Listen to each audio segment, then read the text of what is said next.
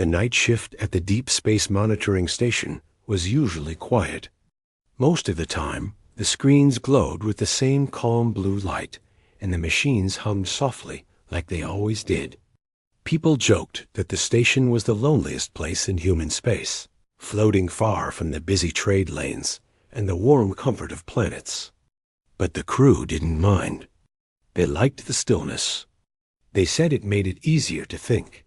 The calm was broken when the signal appeared. It started as a faint blink in the corner of one of the screens, so small that most people would have ignored it. But the station systems flagged it automatically, marking it as something not recorded before. At first, the technicians thought it was just interference. Cosmic radiation did strange things sometimes, and distant stars sent out odd pulses. But the signal kept repeating. Not random, not noise. A pattern. The crew gathered around, trying to make sense of it. The computers had already tried to translate it, but nothing matched. Not human. Not any known species. Not even similar to old communication formats found in abandoned probes or drifting relics. It was completely new. The crew felt a quiet excitement rise in the room. Nobody said it out loud, but they all understood what this meant. Contact. Someone out there, someone they didn't even know existed, was trying to speak. When the message was strengthened and cleaned up, they realized something even stranger. It sounded emotional. The pauses, the tone shifts, the structure. The message wasn't a greeting. It wasn't a broadcast. It wasn't a warning either. It was a cry for help. The crew immediately sent the data to the nearest command center. Within hours, it reached the people who made big decisions, people who were used to reading messages from distant worlds, people who knew what a distress call looked like. Yet even they were surprised. A meeting was called. A long table, tired faces, bright screens filled with the strange signal. Specialists tried to guess what kind of mind had shaped the message. Some thought it came from a peaceful species. Others said it sounded like they were frightened of something. Others argued could be a trap. But in the end, one question kept returning. Should humans answer? Many voices said they shouldn't. The location of the signal was far outside common travel routes. Too dangerous, too far, too unknown. Some pointed out that human rescue ships were already stretched thin. Others mentioned that several advanced species in the galaxy received the same signal, but ignored it after running their automated checks. Machines had looked at this distress call and decided it wasn't important. Enough. The idea bothered people in the room. Machines were useful, yes, but deciding not to help because a computer didn't see value in it? Something in the human heart resisted that idea. When the discussion seemed endless, a calm voice broke through the noise. The voice belonged to the commander of a deep space response vessel, a person respected for taking bold but thoughtful actions. Commanders like this didn't speak just to be heard. They spoke when something truly mattered. We can't ignore it, the commander said. Someone out there is calling for help. That's enough. The room went quiet. People looked at each other. Some frowned, some nodded. But slowly, one by one, people began to agree. It wasn't about politics or strategy. It wasn't about technology or risk calculations. It was about something older and simpler. If someone calls for help, and you can help, you do.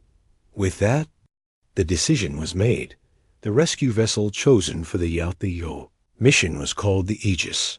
It wasn't the largest ship or the fastest, but it had a reputation for doing the unexpected and surviving the impossible. The crew members were experienced people from different backgrounds, each one chosen because they were steady under pressure. They had spent years responding to emergencies, collapsed stations, lost exploration teams, damaged cargo haulers. But none of them had dealt with something like this. As they loaded supplies, strengthened the hull, and checked the long-range engines, they talked quietly among themselves. No one truly knew what they would find at the source of the signal. An abandoned ship? A disaster zone?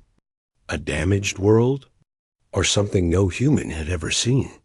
The mood on board was a strange mix of nerves and excitement. People walked quickly, double-checking their tools and gear. Engineers tightened connections that were already tight. Technicians reran software tests that didn't need rerunning. It wasn't fear, just the natural tension that comes before stepping into the unknown. Before departure, the commander gathered the crew in the main deck. The room was small and simple, with metal walls and soft lights. Everyone stood quietly as the commander looked around at them. "I know you all understand the risks," the commander said. "We're going to a place no one has explored. But someone out there is waiting. And if we don't go, nobody else will." There were no long speeches, no cheering, no dramatic music, just a sense of shared purpose. The commander gave a simple nod, and the crew returned to their stations.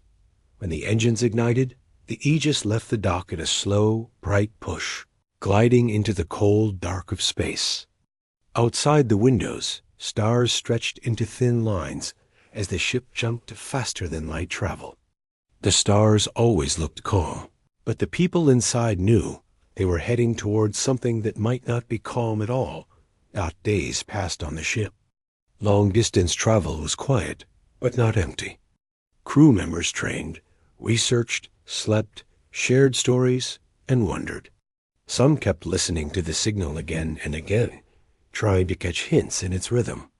Some studied maps of the region, imagining what kind of civilization had lived there. Some stared at the stars for hours, thinking about how huge the universe was, and how strange it felt to be answering a call from an unknown species. Even the commander spent long hours at the observation window, watching the blur of distant galaxies. Every rescue mission carried responsibility, but this one felt heavier. There was always the chance that they were too late. On the 5th day of travel, the long-range sensors picked up traces of debris in the direction of their destination. Metallic fragments drifting in empty space, broken pieces of something much larger. The ship slowed as it approached the edge of a devastated star system. The crew moved to their stations, and silence settled over the ship. The closer they got, the more the truth came into focus. Ships they had been ships once floated in ruins around them. Some looked melted, some shattered, some torn apart by forces the crew didn't recognize. The silence of the wreckage felt heavy, almost painful. Whatever had happened here had been violent, sudden, an overwhelming dot, but in the middle of all the destruction, the sensors found something, a single vessel, barely holding together, drifting without power. Its hull was cracked. Its life support systems flickered weakly. And from deep inside it, the faint distress signal pulsed again, slow, tired, almost fading. The Aegis reached it carefully, like approaching a wounded animal. The crew activated the docking system, and the locks clicked into place. Inside that silent alien ship, there were survivors, and they had been waiting a long time, not knowing who, if anyone, would come. The air inside the alien ship felt different the moment the rescue team stepped through the docking tunnel. It wasn't frightening, just unfamiliar.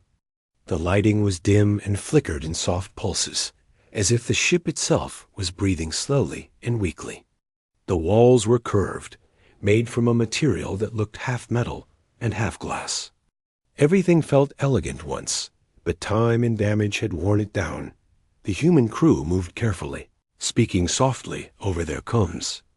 No one wanted to make loud noises in a place that seemed so fragile. Even their footsteps echoed lightly, giving the strange hallways a lonely sound. The scans showed faint life signs deeper inside. Not many, just enough to mean hope. As they walked, they passed sections of the ship that looked abandoned. Some rooms were dark and filled with floating dust. Some had panels hanging off their hinges. In one hallway, the walls were cracked like dried earth, and small sparkles of energy flickered between the fractures. The humans kept a safe distance. They didn't want to damage anything more than it already was. Despite the damage, the ship had a beauty to it. The curves, the colors, the layout, it all felt like it had been designed with care. The humans noticed it, even while moving fast. They could tell this wasn't a warship or a cargo hauler. It felt like a vessel meant for people. Families, maybe. Scientists. Travelers. The thought made the crew even more determined. Finally, they reached a central chamber. And the moment they entered, they froze not out of fear, but out of surprise. There were survivors. Thin figures with smooth, pale skin and tall frames sat clustered around a dim console that tried its best to stay alive. Their eyes were large and reflective, almost like they had adapted to low light. Their movements were slow, tired, careful. These were the Vertol, though the humans didn't know the name yet. When the survivors saw the humans, their eyes widened. There was no panic, only shock, disbelief, and something that looked like relief struggling to appear after too much suffering. One of the aliens stood, though weakly, using the wall for support. They looked at the humans as if trying to confirm they were real. When they spoke, the sound was soft and musical, but the translator the humans carried took a moment to understand the patterns. The first translated phrase hit the crew hard. You came. Someone came. The human team exchanged glances. They understood immediately what those words meant. These people didn't just need medical help. They needed to know they weren't alone, that the universe hadn't ignored them. The humans approached slowly, hands visible, gestures gentle. The commander stepped forward and spoke with a warm, steady voice. We received your signal. We're here to help. The translator repeated the message in the alien tongue, though the rhythm sounded rougher than the original. Still, the survivors seemed to understand. A few of them lowered their heads, their posture suddenly trembling, like someone who had held themselves together for too long. The commander signaled the medical team. They moved carefully, scanning the aliens with gentle motions. The Vertol didn't resist. They were too weak, too tired. Some looked like they hadn't eaten properly in days. Others seemed to be recovering from injuries the humans didn't recognize, but could still treat as the crew worked. They noticed how fragile the Vertol were physically. Their limbs were thin, their bones almost delicate. It wasn't weakness, just a different kind of biology, built for a world very different from human ones. It made the humans instinctively move softer, speak quieter, and be more careful, while the medical team gave the survivors water and nutrient packs. The commander asked the translator to try for a deeper conversation. Can you tell us what happened? The commander asked. The alien who had spoken earlier lowered their eyes. The translator took a few seconds before producing a rough version of their reply. We were running. Our home, our places of safety, all gone. We escaped with many ships. But something followed us. Something that does not stop. The alien paused, as if searching for a word that even the translator struggled to understand. When it finally came through, it sounded simple but heavy. Hunters. The humans fell silent. The commander didn't push for details yet, not until the survivors were stronger. For now, the goal was to get them off the damaged Ark and onto the Aegis, where the environment was stable and medical support was steady. The transfer began slowly. The humans helped the Vertol walk when they could, and carried them gently when they couldn't. The aliens watched the humans closely, not with fear, but with curiosity mixed with gratitude. They seemed surprised by how hands-on and personal the humans were. Most species in the galaxy, they later learned, used drones or automated pods for rescue missions. Physical contact, empathy, direct assistance, these weren't common traits among many starfaring civilizations. When the first group stepped onto the Aegis, They reacted as if stepping into a different world. The warm lights, the steady air, the soft hum of healthy systems. It was all a relief compared to the fading ship they had been trapped in. One of the younger Vertal touched a wall with gentle fingers, as if making sure it was real. The humans noticed the gesture and exchanged small smiles. It reminded them of guiding tourists through a new city, gentle, patient, and welcoming Dot once all the survivors were aboard and settled in the medical bay and nearby resting rooms. The crew began studying the alien ark from the outside. They wanted to know what had torn apart the fleet, what had chased these people across the stars. Sensors picked up scars along the hull that didn't match natural damage. Strange energy marks. Sharp patterns that looked almost too precise. The engineers whispered theories, none of them comforting Dot inside. Meanwhile, the survivors grew stronger with food, clean water, and stable air. Their posture improved. Their eyes, once tired and dim, gained a gentle brightness. More of them began speaking through the translator, and the humans learned about their species bit by bit. The Vertal came from a world rich in knowledge and culture. They were thinkers, creators, careful planners. Their cities were places of learning. Their ships were not built for war, but for exploration and travel. They had once believed the galaxy was peaceful enough to move freely, without fear. Then the hunters came. The survivors never described the hunters in detail, not at first. It wasn't because they didn't want to. It was because they didn't seem to have the right words. Every attempt ended with a long pause, followed by phrases like unstoppable, merciless, and growing. But the humans didn't push them yet. Trauma needed time. And right now, the survivors needed rest more than they needed to retell horrors. As the hours passed, the alien children, if they could be called children, grew curious about their rescuers. They watched the humans work, whispering softly to each other. One seemed fascinated by the way humans used their hands when they talked. Another kept touching the soft fabric of human uniforms as if comparing the texture to their own smooth clothing. The adults observed too. They noticed how humans kept checking on each other, offering small gestures of support without thinking, adjusting a teammate's ear, sharing water, patting a shoulder. These small things, which humans barely noticed, seemed deeply meaningful to the Vertal. Finally, when the survivors were stable enough, one of them asked the question that had been quietly growing in their minds. Why did you come? Others received our call, but did not respond. The humans hesitated, not because the answer was hard, but because it felt obvious to them. The commander finally said, because someone needed help. The translator repeated it in the alien language, and the room went quiet. The Vertal exchanged looks with one another, clearly surprised. After a moment, one of them whispered, humans choose differently. The crew didn't know what that meant yet, but they could feel that those words carried weight. Maybe in the galaxy, humans were unique in ways they hadn't fully understood. Maybe answering a distress call wasn't normal for many species. Maybe most followed rules and risk charts and automated decisions. But humans followed something simpler. Before the conversation could continue, the ship's sensors chimed softly. The Aegis had detected movement at the far edge of the system. Nothing close, nothing threatening, but something was out there. Whatever had chased the Vertal might still be coming, and now the humans were in the middle of it.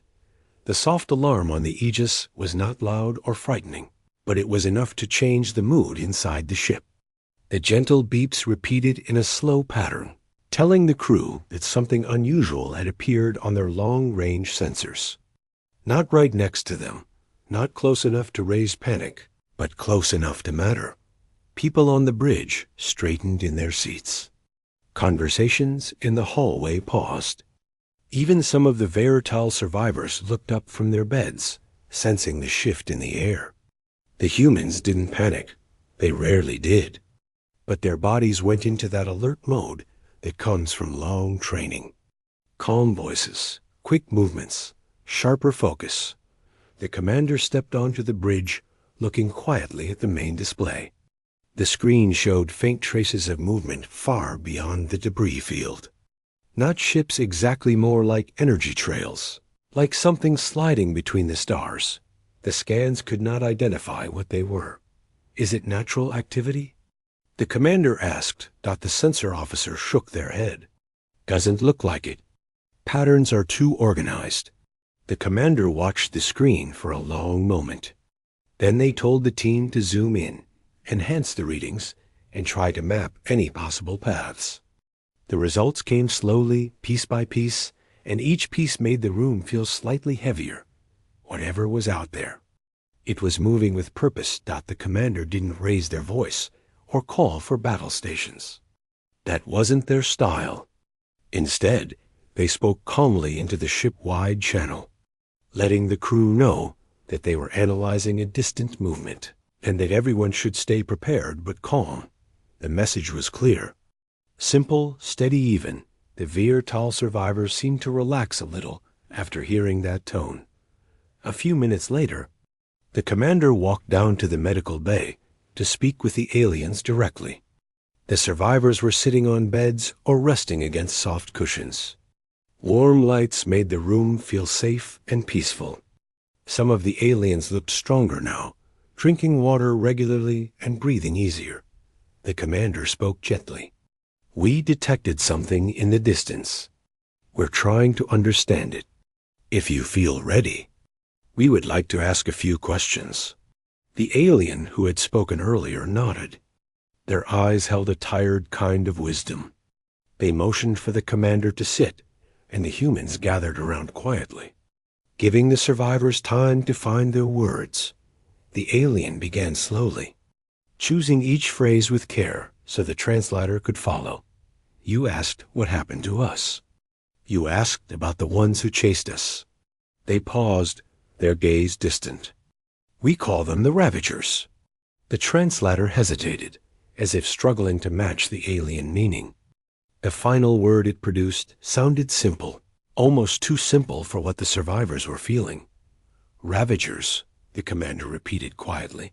The alien nodded. We met them many cycles ago. At first, we believed they were explorers. Their movements were fast, but not hostile. But then, they changed. Another pause, a longer one. The other Virtal listened silently, some lowering their heads. They consume. Not for food, not for resources. They consume because it is their nature.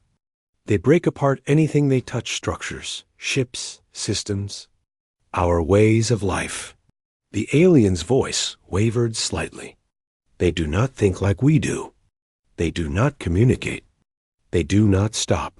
The humans listened carefully. No one interrupted. No one questioned. They understood that this was difficult for the survivors to explain.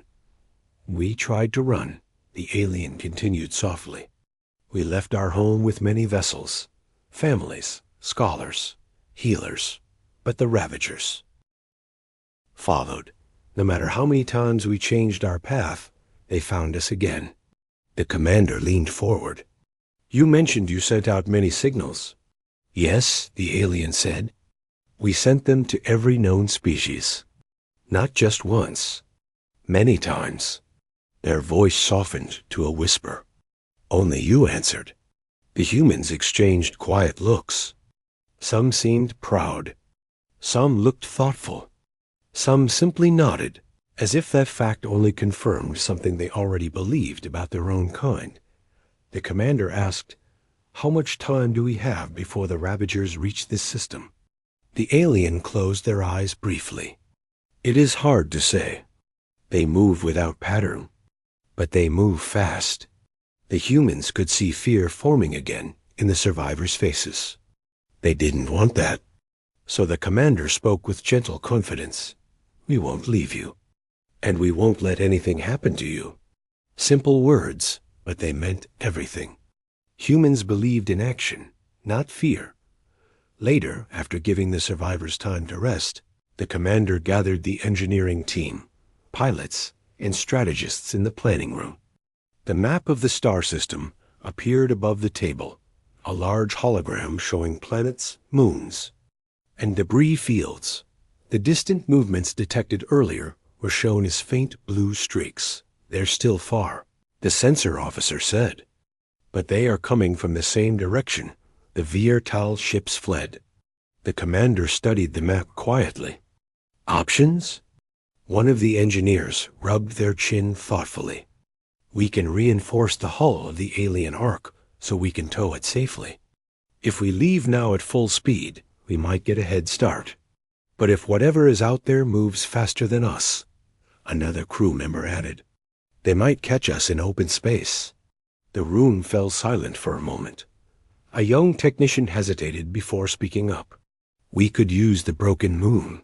Everyone turned to look at them. They cleared their throat, a little nervous, but continued. The moon's fragments are dense. They create natural cover.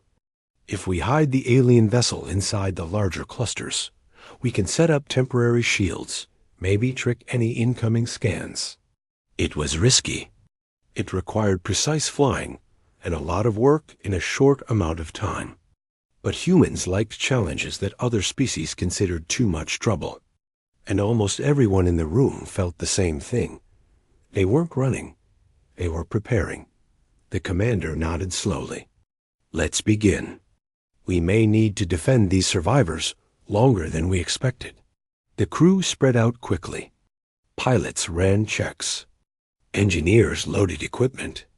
Technicians linked the Aegis systems with the alien Ark's fragile power grid, hoping to stabilize it enough for towing. During this time, more of the Viertal began walking around, their strength slowly returning. They watched the humans prepare, amazed at how fast and willingly they worked. No hesitation. No complaints. No attempts to push the responsibility onto machines. One of the aliens approached a human engineer who was attaching support cables to the docking clamps. The alien looked at the work curiously, then asked, "You are not afraid?"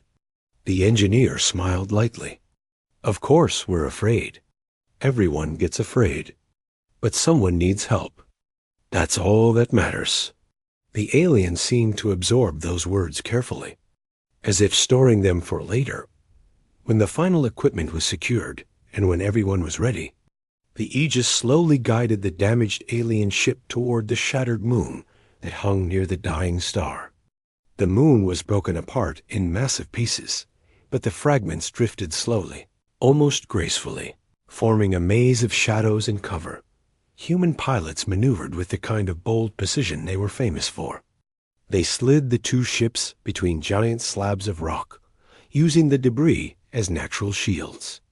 The crew anchored both vessels in a wide hollow between moon fragments, where sensors would have trouble picking up heat signatures. Then they set to work placing small devices around the area. Some were decoys that emitted harmless signals to confuse scanners. Some created soft energy fields to hide live readings.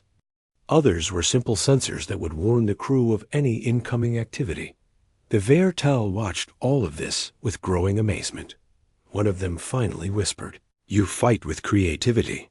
You fight with refusal." "What do you mean, refusal?" A human medic asked gently. "You refuse to give up," the alien said, "even when logic says you should."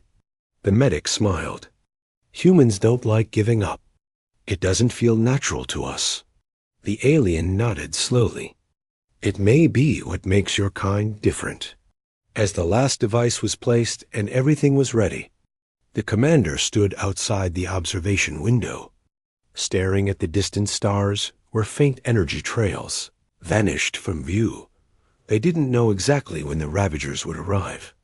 They didn't know how powerful they were, or how many would appear. But one thing was clear now. The humans had taken responsibility. The survivors were under their protection. And humans did not break promises far beyond the broken moon. Something stirred in the darkness, something the sensors picked up only as a flicker of unnatural energy. It was small. It was distant, but it was coming.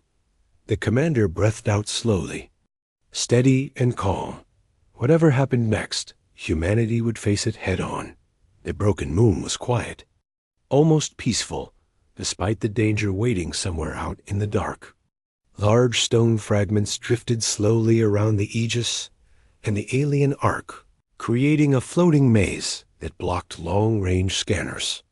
The humans had hidden the ships well, but they knew the hiding place was temporary.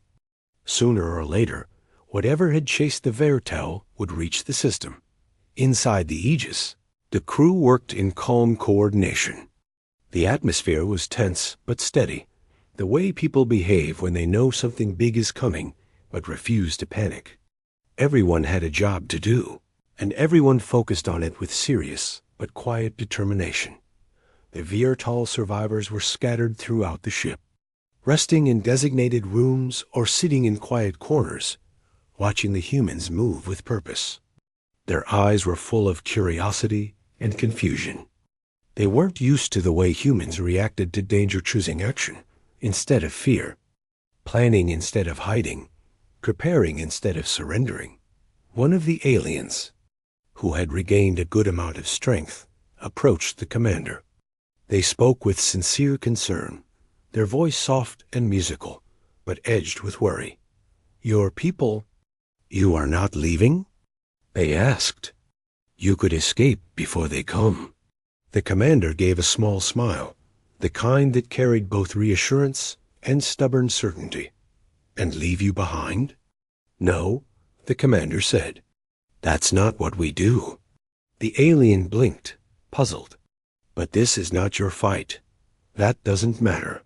The alien's eyes held a long silence before they finally said, "Among our people, even in peaceful times, we calculate risks carefully. We prepare for every path. Sometimes we move only when we know the result. Your kind. You move even when you do not." The commander nodded. "Maybe that's because we learned a long time ago that doing nothing can be worse than trying and failing." The alien looked around at the humans preparing equipment and placing portable shields around the hiding spot. Every human worked together naturally, helping each other without being asked. They shared tools, checked on one another, and spoke in brief but warm phrases. "You work like one group," the alien said softly. "Not as individuals, but as something connected." "That's just how humans are," the commander replied. "We're at our best when we work side by side."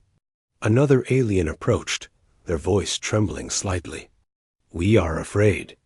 My people had never seen anyone stand against the Ravagers." Every world they touched fell silent. The commander placed a hand gently on the alien's arm, an instinctive human gesture of comfort. The alien froze in surprise, then slowly relaxed. "You're safe with us," the commander said. "We won't let anything happen to you." The alien lowered their head, moved by a kind of kindness they weren't familiar with. "You speak so simply," they whispered. "And yet it feels powerful." The commander chuckled softly. Humans don't like complicating things. As the Vertol returned to rest, the commander headed back to the bridge. The team there was studying the Fate energy trails again. They had grown slightly stronger, more defined. That meant the Ravagers, or whatever was coming, were closer. "How long?" the commander asked. "Hard to say," the sensor officer replied. "Maybe hours, maybe less. They're moving fast." The commander took a deep breath. "All right, let's get ready." Preparation moved into a higher gear. The engineering team finished stabilizing the alien ark's internal systems so the survivors could stay inside it safely if needed. The pilots tested the engines in silent standby mode, making sure they could lift both ships quickly. In the lower deck, a group of humans discussed ideas on how to confuse whatever scanning methods the Ravagers used. Maybe they track heat signatures, one person suggested, or maybe energy patterns, another added, or maybe movement. said a third. Maybe. They track all of that, someone else offered with a half-dash smile. The group chuckled quietly. Even during stressful times, humans found a way to keep spirits light. We'll give them everything we have, one of them said. Checking a device that projected a harmless energy wave meant to scramble simple scanner pulses. Let's make their job as annoying as possible. It was said with humor, but it carried real determination. Humans didn't need perfect solutions. They needed effort, creativity, and stubbornness. Those three things had pulled humanity through many impossible challenges before. Later, as some of the crew ate together quickly, a few Vertol approached, watching with polite curiosity. The aliens found it fascinating that humans shared food in groups. Even in stressful times, they gathered, talked, and encouraged each other. One alien asked, "Do humans always support each other like this?" A human researcher nodded. Most of the time, yes. Especially when things get tough. Another human added, "Working together keeps you calm. It reminds you that you're not facing problems alone." The aliens absorbed this quietly. Then one said, "We were taught to be calm by thinking. You seem to be calm by being together." That's a pretty good way to put it, the researcher said. Later, the commander called for a meeting in the planning room. The Vertau were invited too, since the situation involved them. The holographic star map floated again above the table, showing the broken moon structure, the debris fields, and the faint trails approaching the system. The commander started speaking simply and clearly. "When the Ravagers arrive, we won't engage them directly unless we absolutely have to. Our goal is to keep everyone safe and leave the system together." One of the aliens looked confused. "You mean you will flee as a group? Not leave us behind?" "Yes," the commander said firmly. "We're all leaving together." A quiet wave of emotion passed through the alien group. They weren't used to this level of loyalty from a species they had never met. The commander pointed at the hologram. "We've placed decoys around the moon fragments. If the Ravagers scan the area, they'll see false readings. We'll stay hidden as long as possible. If they come too close, we'll move behind the denser fragments." A human pilot added, "And if they still find us, we'll jump into faster-than-light travel the moment there's a clear path." Another engineer said, "We'll shield your ship with ours if needed." The aliens stared at the humans with a mix of amazement and disbelief. "You would shield us?" One asked quietly. "Of course we would," the pilot replied without hesitation. "You're our responsibility now." For a moment, the room was completely silent. The Vertol had known many species during their peaceful existence. Some were kind, some neutral, some distant. But none had ever shown this kind of fierce, almost stubborn protectiveness. One alien finally said, "You humans, you act with your hearts first." "That's usually how it goes," a human medic replied with a kind smile. The meeting ended with everyone knowing what to do. There were no grand speeches, no dramatic declarations, just quiet, focused readiness. Humans didn't need to shout to show courage. Their actions spoke louder. As the hours passed, the crew continued checking sensors and systems. The Vertol rested, watched, and tried to understand these strange rescuers who acted so differently from any species they had known. Outside the ship, the distant energy trails grew clearer. Inside, the commander stood alone for a moment by the observation window, watching the faint glimmers in the far stars. Their reflection in the glass looked calm and steady, even though they carried the weight of two species now. Footsteps approached softly. A young Vertol stood beside the commander, their voice barely above a whisper. "Do you think we will survive?" "Yes," the commander said simply. The alien searched the human's face, trying to understand where that confidence came from. "You are certain?" "No," the commander admitted with a warm smile. But certainty isn't required. Only effort. The alien breathed out slowly, a gesture of calm in their culture. You make hope sound simple. It is simple, the commander replied. You just have to choose it. The alien looked back at the distant stars, their eyes reflecting a small spark of comfort. Your species? You are unlike others. The commander watched the stars too. Maybe that's a good thing.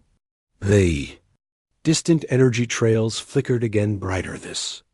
Time. Something was coming. Something fast. Something drawn to the same.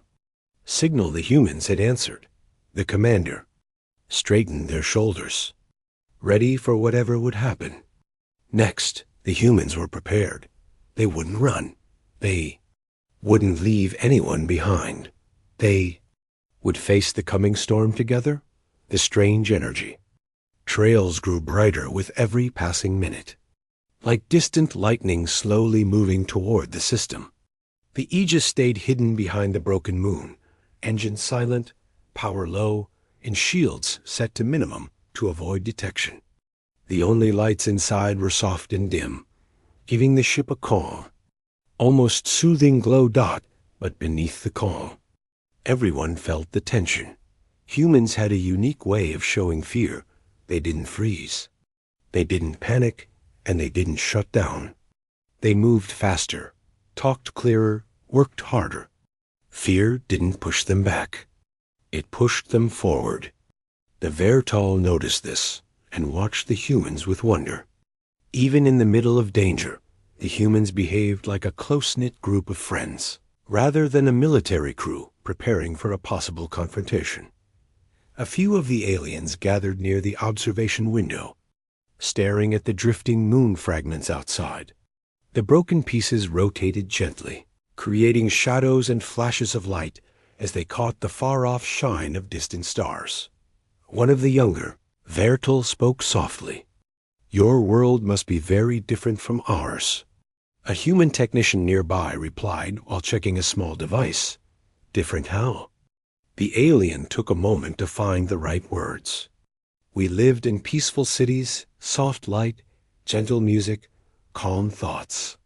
We solved problems slowly, thoughtfully.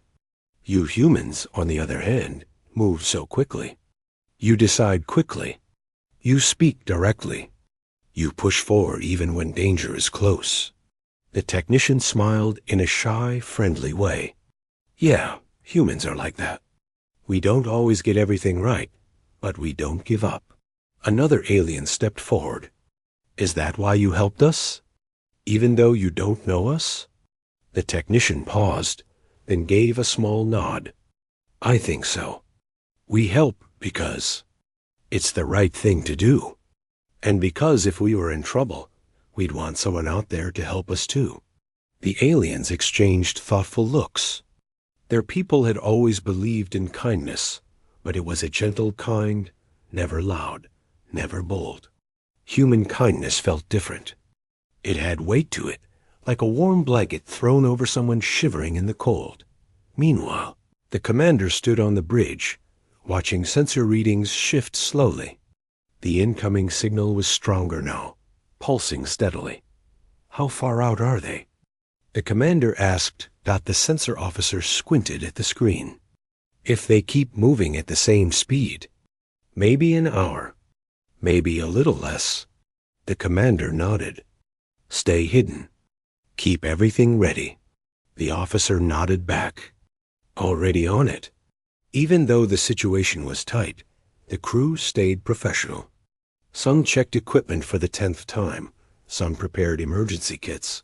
Others whispered quick words of encouragement. Humans didn't hide their emotions, they shared them. And sharing made the atmosphere lighter, less heavy. Down in the engineering bay, 2 humans were adjusting a cluster of decoy pods when a Veatal approached quietly. They watched the humans tinkering with wires, panels, and tiny blinking lights. The alien asked, Are those for hiding? One of the engineers replied, Kind of. If the Ravagers scan this area, these pods will confuse them.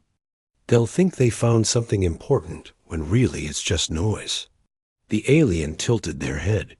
Humans use clever tricks. The other engineer grinned. We use whatever works. The alien smiled slightly. It was the first time some of them had smiled since they had been rescued. Humanity's mix of seriousness and humor was beginning to rub off on them. As the minutes passed, the ship grew quiet. Only the hum of low-power systems filled the air. The crew settled into their stations, waiting.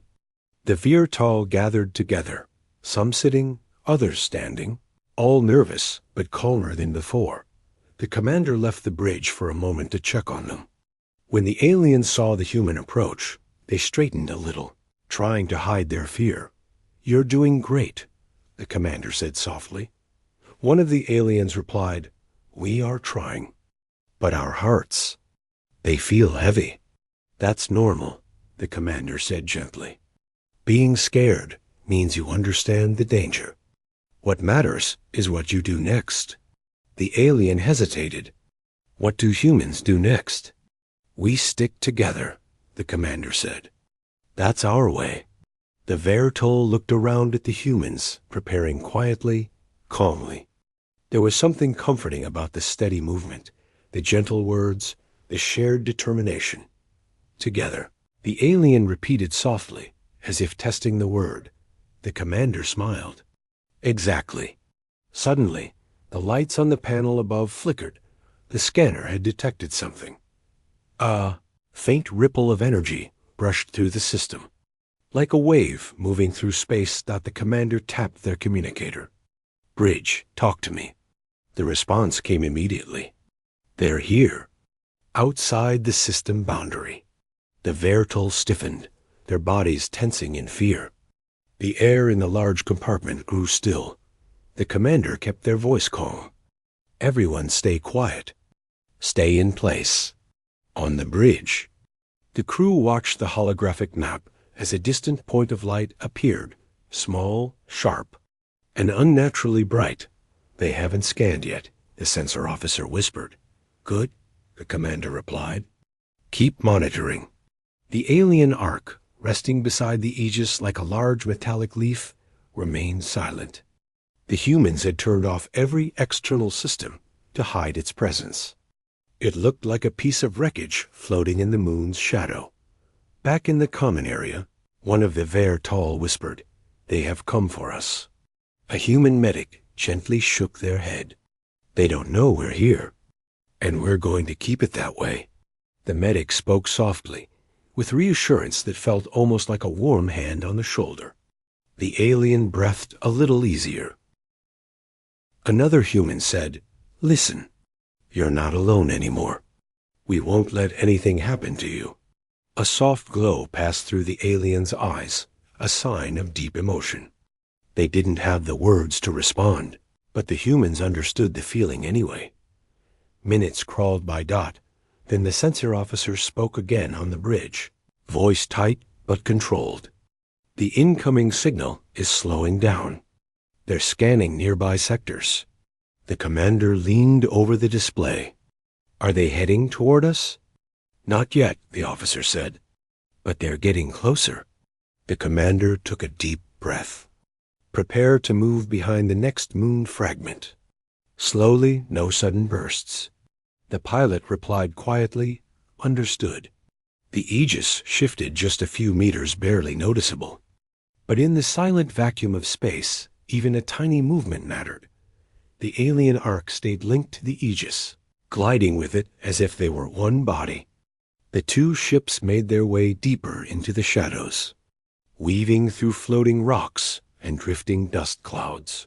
On board, the Virtal clung to each other, startled slightly when the floor trembled from the tiny engine adjustments. A human technician knelt beside them. "It's okay. We're just moving a little. Nothing dangerous." The aliens nodded, trusting the humans more than they trusted their own instincts. Another voice came from the comms. "Commander, the enemy ship has sent out a wider scan." The commander responded, "Deploy the first wave of decoys. Keep them spaced. Doing it now." A silent puff of compressed gas launched the small pods into open space. They drifted outward, emitting faint, harmless energy pulses. A moment later, the sensor readings showed a spike. They detected the decoys, the officer whispered. The enemy ship slowed, as if inspecting something. Invisible to human eyes, they're moving to investigate. The pods, the officer added. That buys us time, the commander said. Quietly, the bridge crew exchanged relieved looks. They didn't relax fully. Time was good. But time wasn't safety. Down below, the humans told the Vertal what was happening, but in simple, gentle words so they wouldn't panic. They're checking something far away from us, one human said. We're still hidden. The aliens breathed easier again. The commander looked at the star map. All right. Prepare the second wave. More pods floated out into the open, drifting quietly like pieces of metallic snow. The enemy ship moved farther from the Aegis. Following the false signals, the commander stood tall, watching every flicker on the screen. The crew was silent, but controlled. The humans had agreed on something without speaking. Stay calm, so the aliens stay calm. Humans understood fear. They had lived with it their whole lives, in different forms. But they also knew how to handle it. They used teamwork as a shield, courage as fuel, and hope as a guiding light. The Virtal had never seen anything like it. One of the aliens whispered to a human nearby, "Your species is brave." The human smiled softly. "Not always brave, just determined." Another alien said, "That determination may save us." "We're counting on it," the human replied with a wink. On the bridge, the sensor readings shifted again. The enemy ship was turning slowly. "They're heading away from us," the officer whispered, hardly believing it. The commander didn't smile yet. "Keep watching." Seconds passed, then minutes. The bright dot began to fade. "They're leaving the system," the officer finally said. Breathless with relief, the commander closed their eyes for a moment, letting the tension melt away. Not one human cheered. Not one person shouted dot. Instead, they shared quiet smiles, soft sighs, and gentle pats on the back. The danger had passed, but the humans respected how close it had come. Down below, the Vertal felt a shift in the ship's energy. A human informed them with a warm voice, "It's okay. They're leaving." The aliens let out soft, trembling breaths. Some leaned against the walls. Others touched their chests where their hearts beat quickly.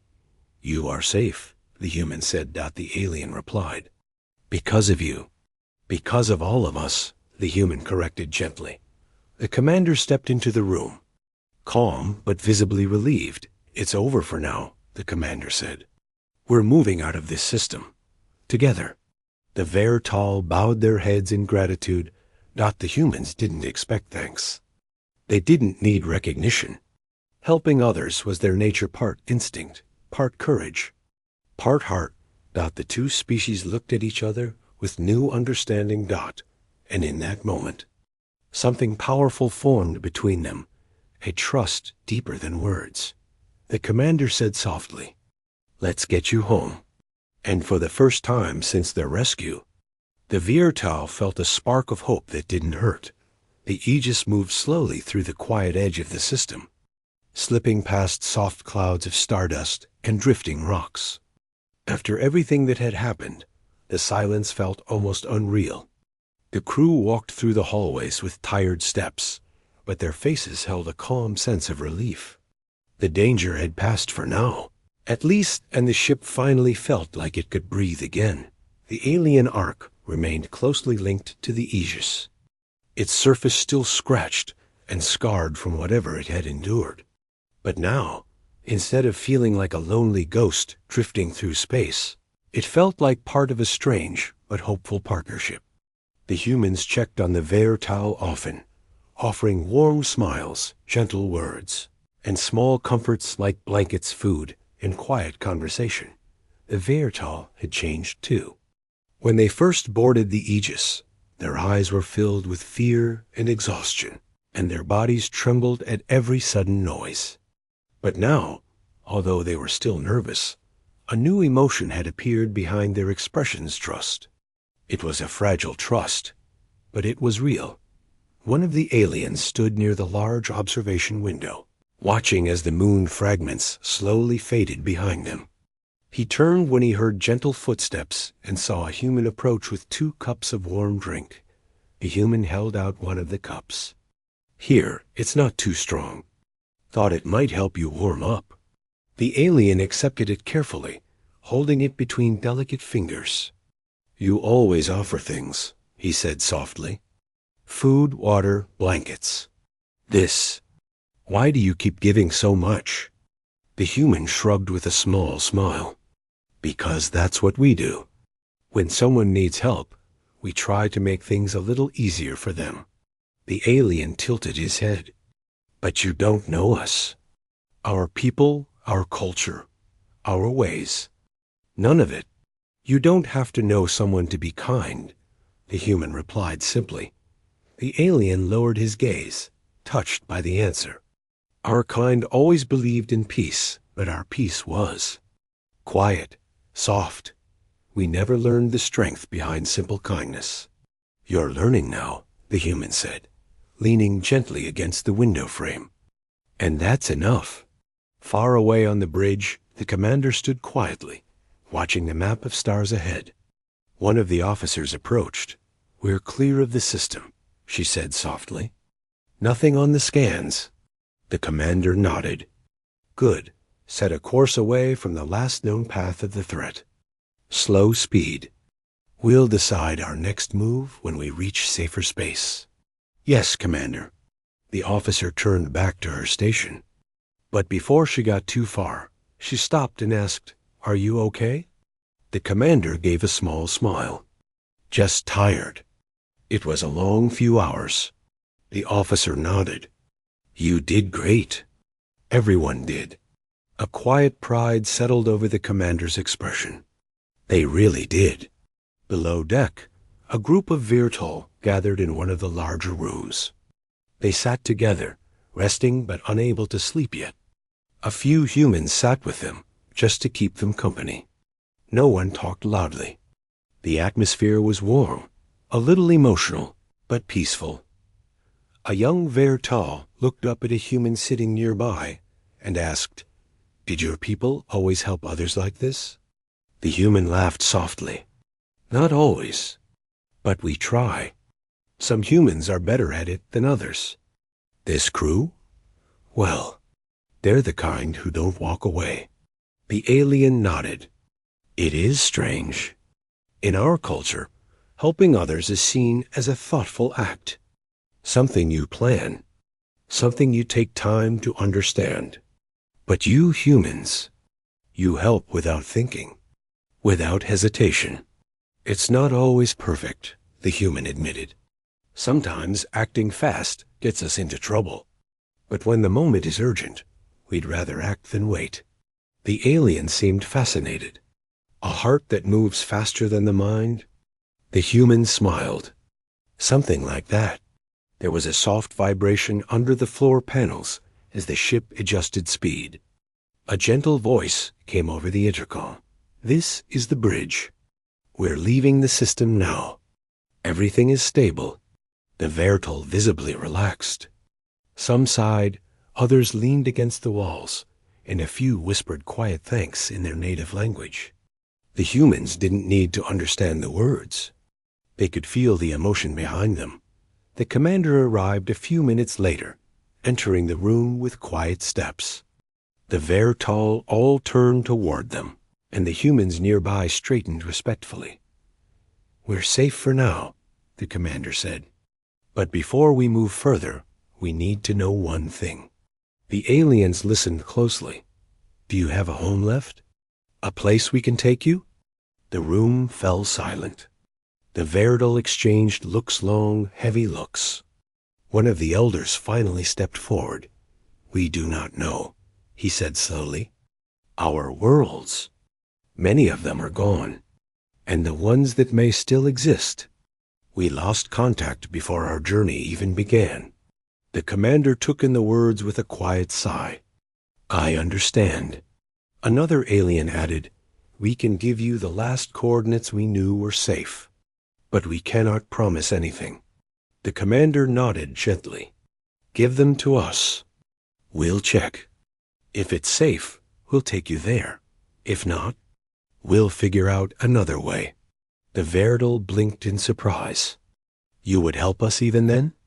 Of course, the commander said firmly. You're not alone anymore. The alien's low.